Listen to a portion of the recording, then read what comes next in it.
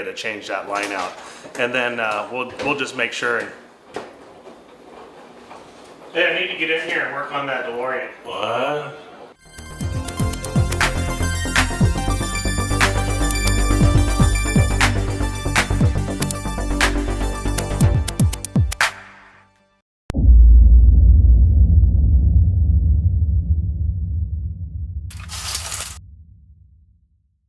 It's an overwhelming odor of fuel. I think the first place to start is to get a good scan on. So I'm going to use this Snap-on Solstice scanner and plug it in, see if we get any codes from it. I know that there are some fuel-related codes that you can get. At least we can just do maybe just a quick scan and see if we have any stored codes. Okay, it read my VIN number correctly, so that's a good sign, so it's communicating okay. Remember, you have to have it plugged in and the ignition turned to the run position.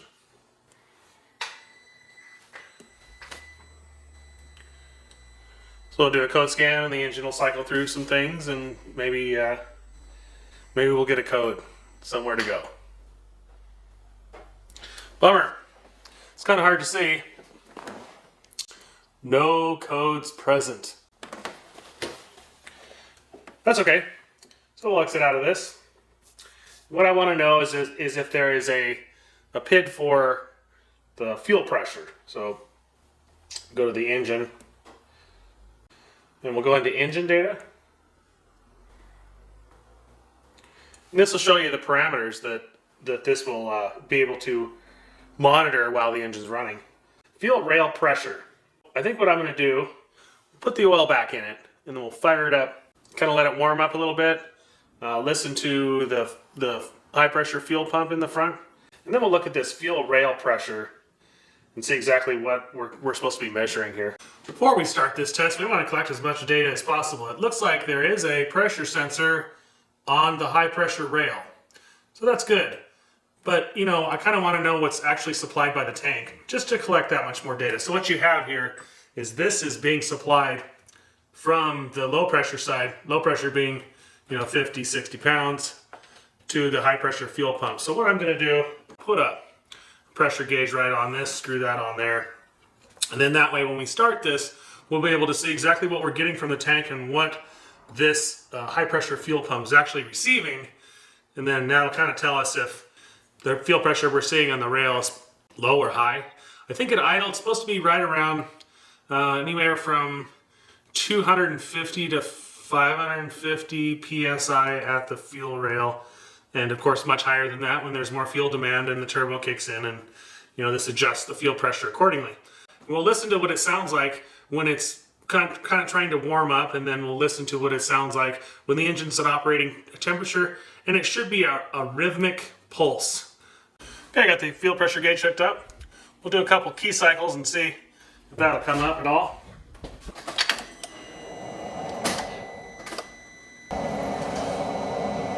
There you go, about 60, a little shy of 60 pounds. You don't expect it to lose much more than that over a period of 10 minutes, so we'll wait 10 minutes to see what happens. Okay, it's been about 10 minutes. So it lost a couple pounds, that's okay. All this does is supply fuel to the high pressure pump. It does not run fuel to the injector, so that's okay. It really shouldn't leak hardly at all. So that's good. I think what I'm going to do at this point is remove this and then start the car up, and we'll listen to the high pressure fuel pump.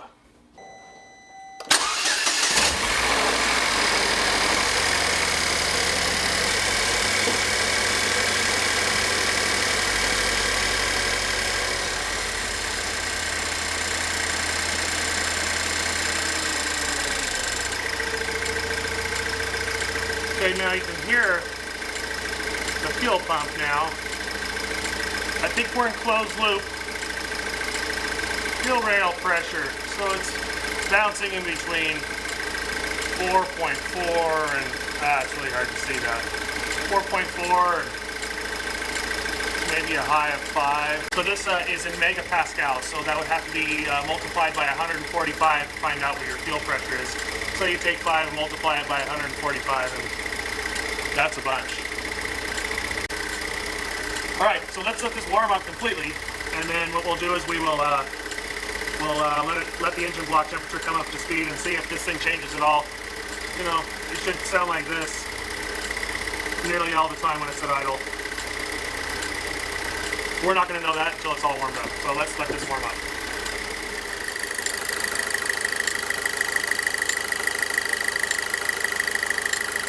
Warmed up now. Sounds fairly normal. I think I'm going to change it anyway. First thing you need to do to change one of these things is pull the fuse for the in-tank pump.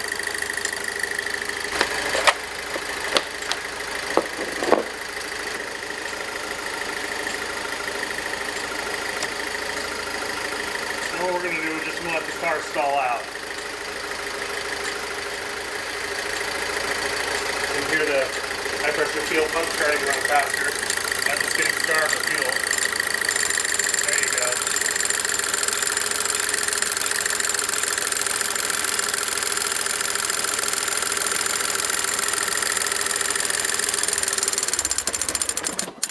Okay, there you go.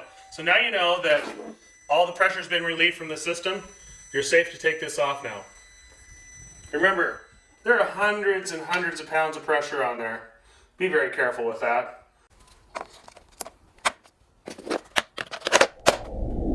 Car's lifted up on the lift again. I wanted to put it back up and make sure that I didn't have any oil leaks. And typically when somebody says, oh, drain plug's leaking, they can see some oil dripping down from the drain plug. 9 times out of 10, it's never the drain plug.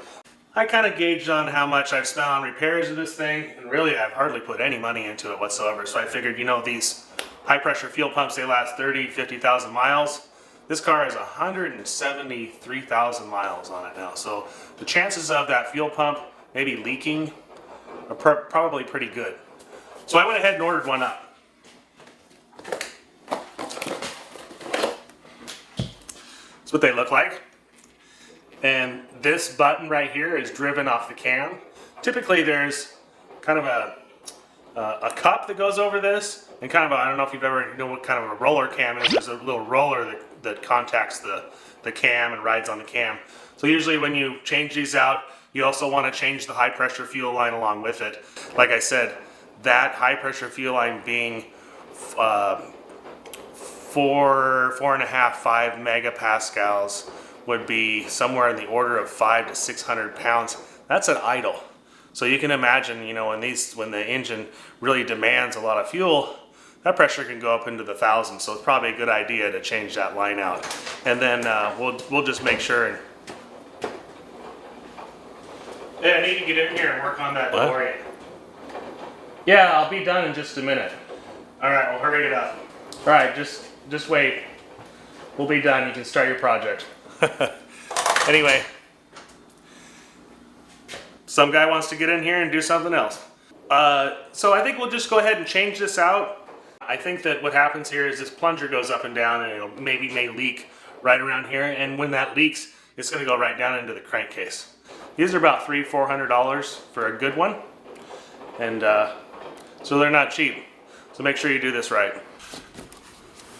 First of all, we're going to have to pull this insulation off of here. You need to be really careful when taking this off because it gets kind of brittle. I can see mine started to delaminate a little bit, so I'll fix that when I put it back in, but just be really careful with this.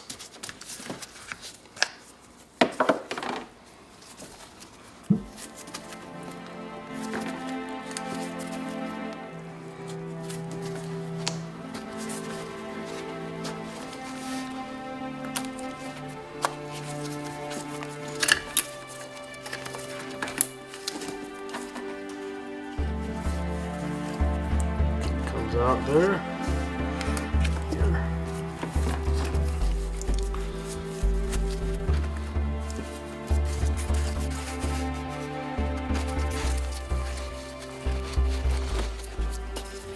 It's going to be gentle with it, it'll come out.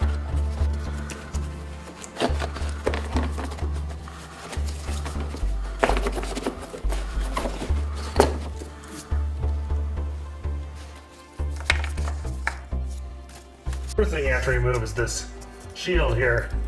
This is bolted on there, and then there are 2 bolts behind. I'll give you the best camera angle I can for that. Now the best way to get those in there is just gonna take a stubby wrench. You can see right there.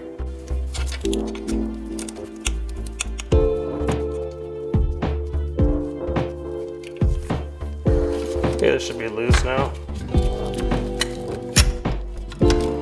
First pull this plug off of here.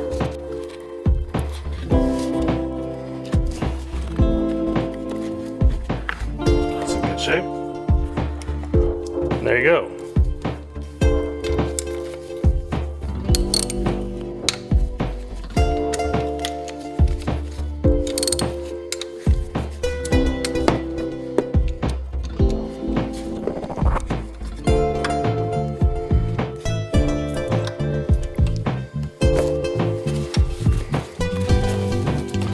Now this to catch any fuel.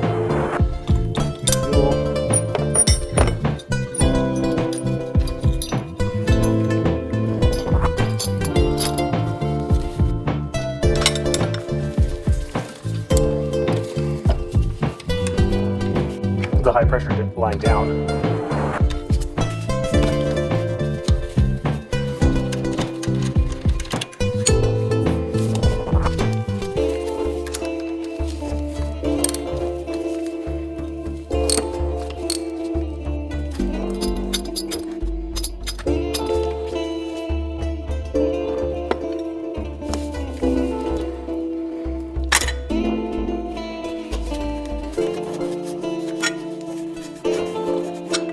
Alright, so I transferred these. Let's get in there.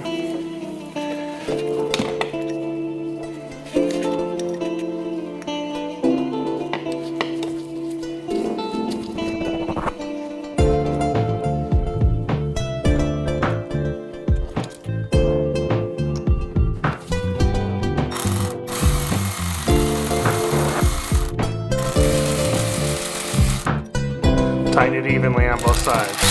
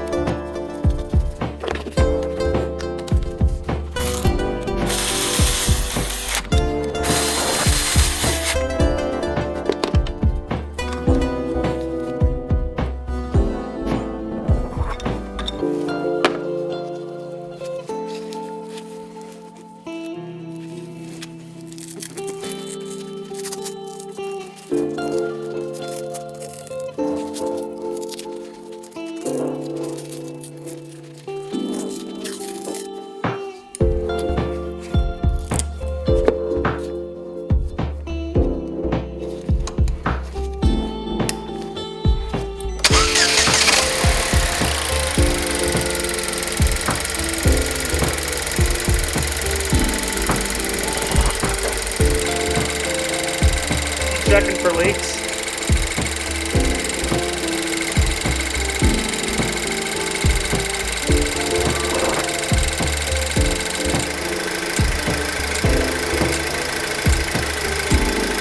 There we go.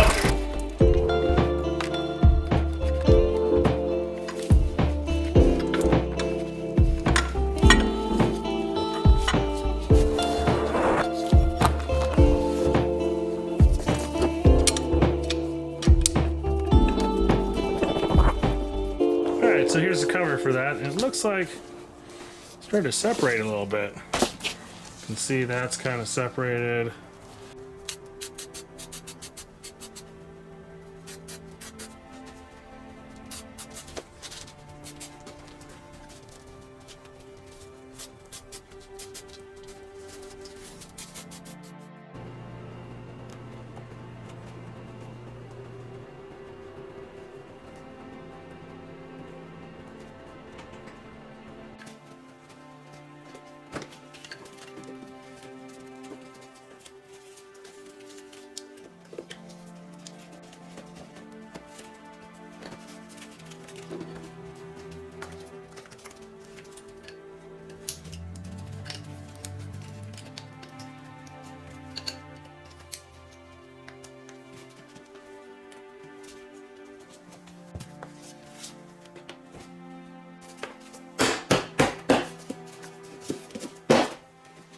So you can see the car looks great. I really like driving it now because it's kind of all sorted and the thing goes down the road like it should. And where's the Pontiac? I'm not done with the fuel pump. You were done.